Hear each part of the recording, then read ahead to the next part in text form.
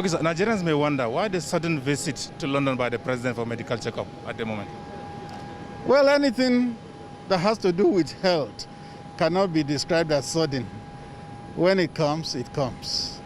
You know that since the president came back in August 2017 from his medical vacation then, his health has held on very well. Last year it's doubtful whether he went out. So if it is time to do it now, then it's time to do it. But there's nothing to worry about? No, absolutely nothing. Absolutely nothing to worry about.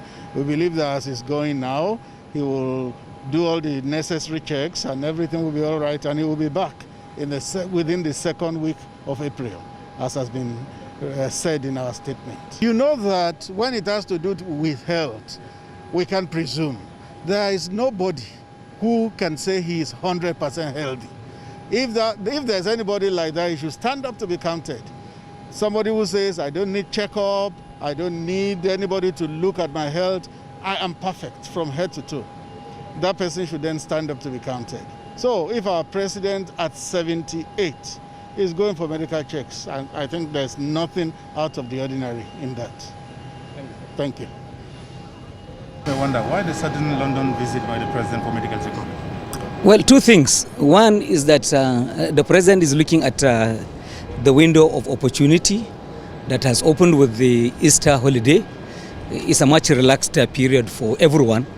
Good Friday, Easter Monday, national holiday. So then, using that period to do his regular medical checkup. This is something he has done for so many years, even before he came to office. Every year he had appointment with his doctors and he went there to do it.